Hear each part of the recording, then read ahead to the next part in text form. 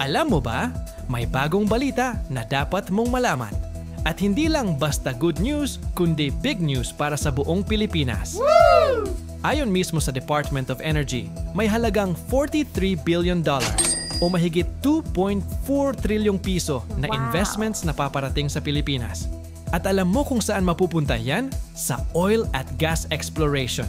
Sino-sino ang mga interesado? Eto na, United States, Australia, Israel, United Arab Emirates.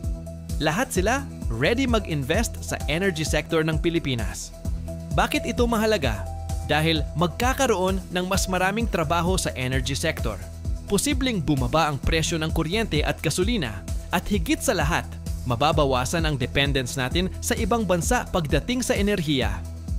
Habang may ilang bansa na unti-unting nawawala ang tiwala sa Pilipinas, may 4 na bansang tumataya sa atin. China, out na! Pero ang Pilipinas, tuloy ang laban to. Let's go Pilipinas! Ipakita natin sa mundo na ready na tayong maging energy leader sa Southeast Asia. Ikaw ka, Joe Fax? Sa tingin mo ba magiging mayaman na ang Pilipinas pag hindi na tayo mag-aangkat ng oil and gas sa ibang bansa?